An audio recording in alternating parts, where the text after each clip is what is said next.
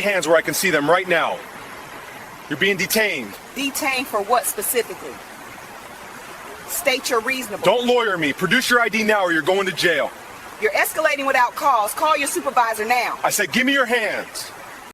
At exactly 9:47 p.m., under cold LED floodlights at a highway gas station on the edge of Cedar Ridge, a routine suspicious person check that should have lasted 2 minutes turned into a career-ending disaster. The kind of place where the air smells like gasoline and hot rubber, where cars come and go without anyone remembering faces, and where the camera above the door captures everything without emotion. The footage would later go viral. Millions of views, thousands of arguments, people replaying it frame by frame like it was a courtroom exhibit. But what made it different wasn't just the yelling or the posturing. It was the fact that the woman the officer chose to intimidate wasn't a random customer. She was a 55-year-old black woman, calm and controlled, off duty after a long day, and she was the chief of police of the neighboring city. The officer didn't know that when he walked up fast, spotlight blazing, voice already raised. And by the time he realized it, the damage was already recorded. Before we get into it, drop a comment telling me where you're watching from, because I want to know how far these stories travel. And if you're not subscribed, now's the time, because this one turns on a single decision that never should have been made. Her name was Regina Carter, and she wasn't your average 55-year-old. She carried herself like someone who'd spent decades walking into other people's worst moments and refusing to panic. 28 years in law enforcement, patrol, investigations, command staff, court testimony that felt routine because she'd done it so many times. The kind of leader who didn't hide behind a title and didn't need to raise her voice to fill a room. She also had a personal rule she'd repeated to younger officers for years. Control yourself first. The scene comes second.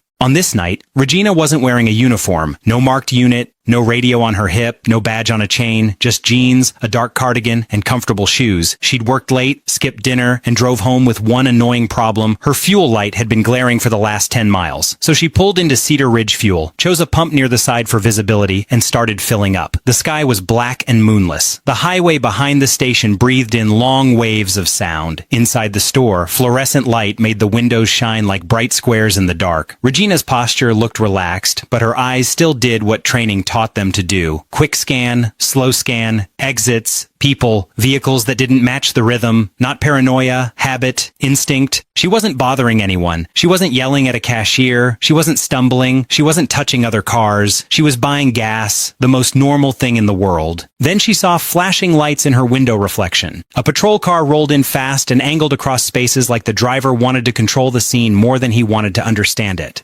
The spotlight hit Regina's face like a stage cue, bright and accusatory. The officer door opened hard. Officer Dylan Hayes was 29 with about 6 years on the job, and he moved like someone who believed every moment was a contest. He'd transferred into Broward County from a smaller agency where he'd been praised for being proactive. Some people hear that and think it means attentive. Other people learn the hard way that it can mean aggressive, impatient, hungry for control. Hayes walked up fast, already talking before he was close enough to have a normal conversation. "Ma'am," he called, "step away from the vehicle." Regina turned her head toward him, one hand still near the pump, the other open and visible. "Officer," she said calmly, "I'm pumping gas. What's the issue?"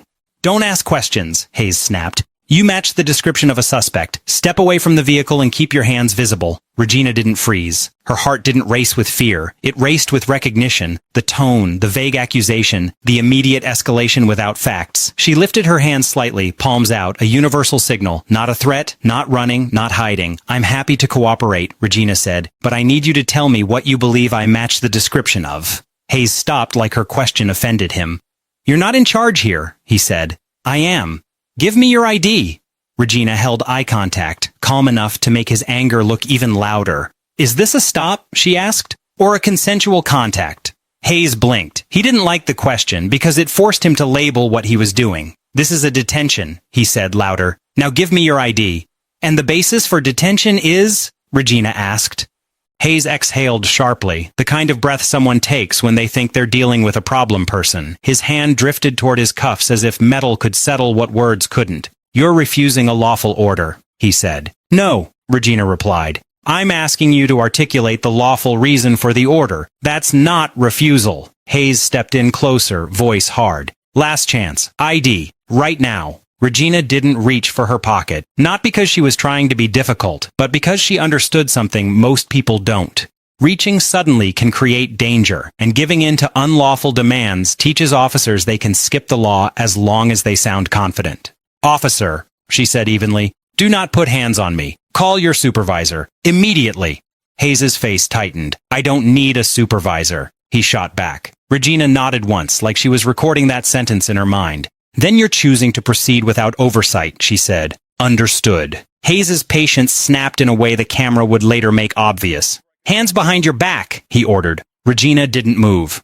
Officer, she said, I'm not resisting. I'm not threatening you. You have not articulated reasonable suspicion. You are escalating on camera. Hayes's eyes flicked like the word camera irritated him. My camera protects me, he said. It protects the truth, Regina corrected. That was the moment the encounter became personal for Hayes.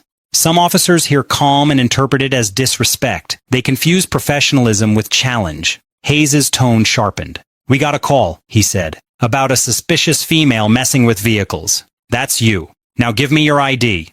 Regina's eyes moved over the lot. Cars sitting normally, no broken glass, no alarms, no signs of tampering.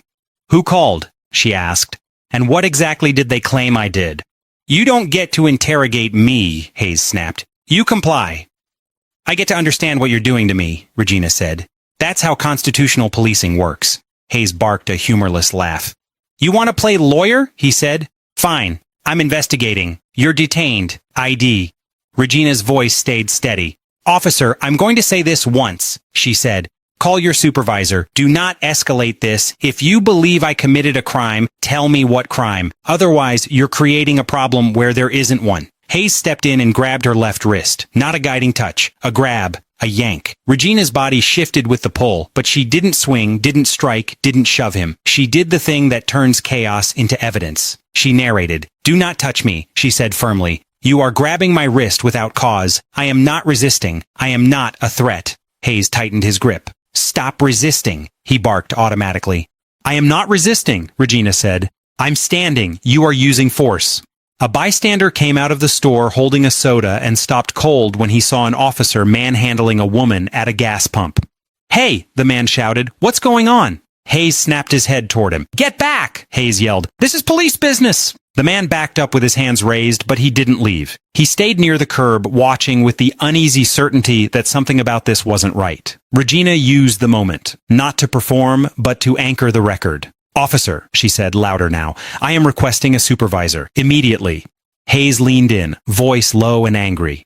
You don't get to make requests, he hissed. You do what you're told. And that, Regina said, steady, is exactly why you need a supervisor. Hayes yanked her toward her SUV, trying to twist her arm behind her back. Regina pivoted her shoulder to protect the joint, still not attacking, still not grabbing him, just trying not to get injured. Hayes turned that protective movement into justification. Get on the ground, he shouted. Regina's back touched the vehicle. Her face stayed composed. Officer, she said, you are about to make a catastrophic decision. Hayes reached for his radio. For a split second, it looked like he might call a supervisor. Instead, he called for backup. Unit 2, Hayes said, breath loud in the mic. I've got an uncooperative subject at Cedar Ridge Fuel. Possible theft suspect, refusing ID, resisting detention. Regina's eyebrows lifted slightly. Suspicious person became theft suspect. Confusion became accusation. Possible theft? Regina repeated. You just said suspicious person. Now it's theft. Which is it? Hayes ignored her and snapped cuffs on fast. Too fast. Too tight. The ratchet clicked more than it needed to. Regina winced. Those are too tight, she said immediately. Double lock them and loosen them. Hayes smirked like he enjoyed refusing. Should have thought about that before you resisted, he said. I did not resist, Regina replied. You escalated. Hayes turned her toward his patrol car. Walk, he ordered. Regina walked, head up, hands cuffed behind her back, every movement controlled. Then she said the words that should have stopped the entire situation instantly. My name is Regina Carter, she said. I'm the chief of police in Westbrook. Hayes stopped mid-step. The bystander made a sound, half surprise, half disbelief. For a full second, Hayes froze. The camera captured the pause, the mental scramble, the moment he realized there was a cliff ahead. Then he did what insecure people do when reality corners them. He doubled down. Yeah, okay, Hayes said, forcing a laugh. And I'm the governor. Get in the car. Regina's expression didn't change. You can verify it, she said. Call Westbrook Dispatch. Call your supervisor. Do not continue down this path. Hayes shoved her slightly toward the rear door. For the record, Regina said, projecting toward the mic, you have not told me what crime you believe I committed. You have not provided reasonable suspicion. You have used force. You have applied painful restraints. And you are refusing supervisory review. Hayes's face reddened. You're going to shut up now, he said. Regina didn't scream. She didn't curse. She kept her voice low and precise, the way you speak when you know your words will be replayed. You are emotionally escalated, she said. Your commands are inconsistent. You are not in control of yourself. Hayes pushed her head down with unnecessary force to seat her, the kind of rough handling officers sometimes do out of impatience instead of need. You just put hands on my head, Regina said. That's unnecessary. He tried to push her into the back seat, but the angle was awkward with her arms cuffed. Regina paused for a second to reposition her legs so she wouldn't twist her shoulder. Hayes shouted again as if the phrase could rewrite what the camera saw. Stop resisting! I'm not resisting, Regina said, strained. I'm trying to sit without injuring my shoulder. That's when another set of headlights cut across the scene. A second unit pulled in. The officer stepping out was older, calmer, scanning before speaking. His name tag read, Morales, Sergeant Morales. Morales took in the gas pump still running, the bystander near the curb, the woman cuffed with no clear explanation, and Hayes vibrating with anger like a wire under tension. He approached in a measured walk. Hayes, Morales said. What's going on? Hayes spoke quickly, like speed could outrun scrutiny. Suspicious person call, Hayes said. Refused ID. Got combative. Claims she's a police chief. Morales looked at Regina. Not with fear, not with ego, but with evaluation. Regina met his eyes. Sergeant, she said, I'm Regina Carter, Westbrook PD, Chief of Police. I'm requesting you take over this scene. He has not articulated a crime, and he has used unnecessary force. Morales didn't say yes immediately. He did something better. He verified. He keyed his radio. Dispatch. Confirm identity. Run Regina Carter. Ma'am, date of birth? Regina gave it without hesitation. Hayes snapped toward Morales. Sergeant, she's lying. Morales didn't argue. He kept to procedure. While dispatch checked, Regina spoke again, calm but firm. Sergeant, these cuffs are too tight. They need to be loosened and double locked. Morales stepped closer and saw what Hayes had ignored. Indentation forming, pressure too high for comfort, and no sign this was a dangerous prisoner who needed pain compliance. Morales looked at Hayes. Did you double lock? She's fine, Hayes scoffed. Morales didn't debate. He used his key, loosened the cuffs slightly, and double-locked them. Regina's shoulders relaxed a fraction. Thank you, she said. Hayes looked furious, like Morales had undermined him. Morales kept his voice low and controlled.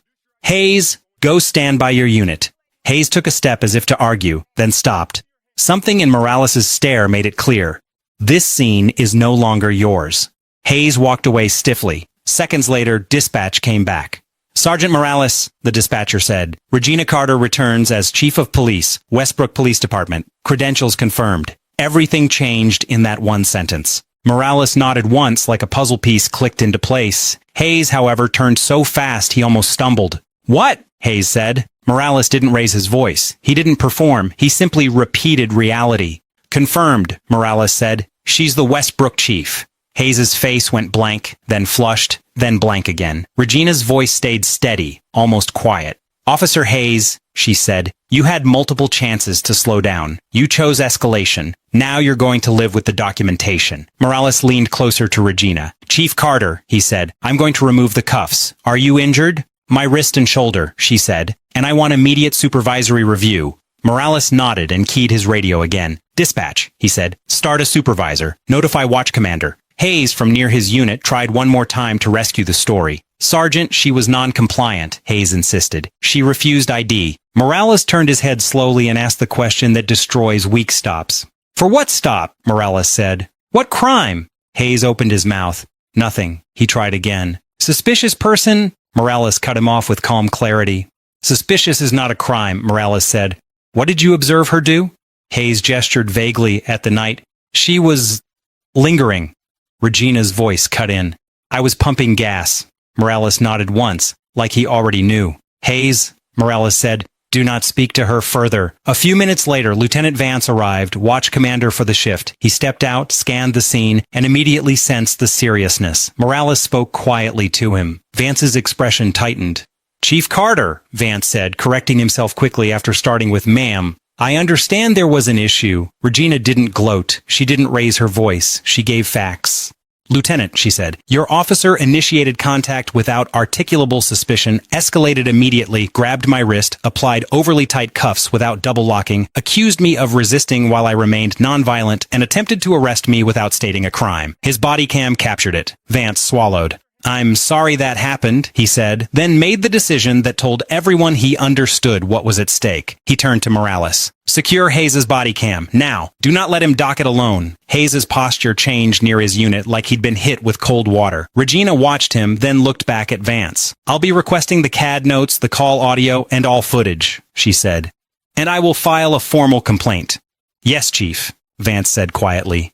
"You will have it." Now, most people go home after something like that, shaking with anger, telling the story to friends, hoping somebody cares. Regina went home and treated it like a case file. She iced her wrist. She photographed the marks with timestamps. She wrote the timeline in clean, unemotional language. She documented exact phrases as closely as possible. She noted the bystander. She noted Morales' intervention. She noted the changing accusation from suspicious person to possible theft to resisting, none of it supported by articulated facts. Then she filed the complaint the next morning, not like someone begging to be heard, but like a professional submitting evidence. By noon, Internal Affairs had it. By afternoon, the department's legal advisor had it. By evening, the chief of Bryan County PD had watched the footage once, then watched it again, then paused it at the moment Hayes grabbed Regina's wrist and sat back in the kind of silence that means there is no spin strong enough for what's on that video. At first, the department tried to keep it contained. Administrative leave, pending review, standard phrases meant to slow public reaction, but the gas station had security cameras, and the bystander had recorded a short clip when he thought he was watching someone get hurt for no reason. Rumors spread anyway. Reporters started asking questions. Public records requests followed, and eventually the footage got out. When it hit the internet, it exploded. People argued about the same things they always argue about. Some praised Regina for staying calm and insisting on procedure. Some said she should have just shown ID, as if rights are only valid when they're convenient. Some focused on the fact she was a police chief and asked, if he did that to her, what does he do to regular people? Internal Affairs assigned the case to Lieutenant Naomi Park, an investigator known for one thing. She didn't care who you were. She cared what the evidence said. Park pulled everything. Dispatch audio, CAD logs, both body cams, supervisor response, gas station video, and the original call. And the original call was thin. A caller said something like, "There's a woman out here looking around. No clear crime. No threat. No description of tampering, theft, or violence. Just discomfort." Park compared that to what Hayes radioed. Possible theft suspect, resisting detention. Then she watched the footage again like an investigator, not a spectator. She looked for legal basis, articulation, proportionality, and policy compliance. The violations stacked up quickly. Detention without articulable, reasonable suspicion. Demanding ID without lawful foundation. Escalating tone immediately. Hands-on force without necessity. Overly tight cuffs and failure to double lock initially. Repeated stop resisting without clear resistance. Refusal to call a supervisor when requested. And inaccurate threat framing over the radio. But the most damning part wasn't a technical error. It was his mindset, his contempt for questions, his impatience with calm, his need to win instead of understand. Park interviewed Morales and Vance, reviewed Hayes' prior complaints, and found what departments often find too late. Earlier warning signs, notes about aggressive communication, complaints that didn't look like much alone, but formed a pattern when lined up side by side. The investigation moved fast, not because investigations always do, but because this one didn't leave much room for interpretation. Everything was documented, everything was recorded, everything was undeniable. Within weeks, the findings were finalized. The department released a statement confirming policy violations and conduct unbecoming, including unlawful detention, improper use of force, and failure to follow supervision protocols. They recommended termination. Hayes tried to fight it. He hired an attorney. He claimed he feared for his safety. He claimed she matched a description. He claimed her questions were non-compliance. But the video didn't support him. A month after the gas station incident, Officer Dylan Hayes was fired. 6 years on the job, gone, because he couldn't control his tone, couldn't articulate a legal basis, and chose force as a shortcut to authority while a camera recorded every second. Bryan County PD, under pressure from the viral fallout and the clarity of the case, announced changes. Refresher training on investigative detention. Stronger guidance on supervisor requests, expanded de-escalation training focused on controlling tone and pace, random body cam audits meant to catch patterns earlier. And as the story circulated, more people came forward with similar complaints about Hayes. Aggressive stops, threats over minor questions, escalation where none was needed. It wasn't proof of every allegation, but it reinforced what the footage already suggested. This wasn't a one-time lapse. It was a way of operating. Regina Carter returned to her job in Westbrook without making herself a celebrity. She used the incident as a lesson in roll call and training, reminding her officers that questions aren't threats, and calm isn't disrespect. She emphasized what she'd always emphasized. The public doesn't owe you silence. You owe them professionalism. As for Hayes, his badge was gone. The uniform no longer protected his ego, and the camera that he thought would protect him ended up doing the opposite. Because cameras don't pick sides. They just show behavior.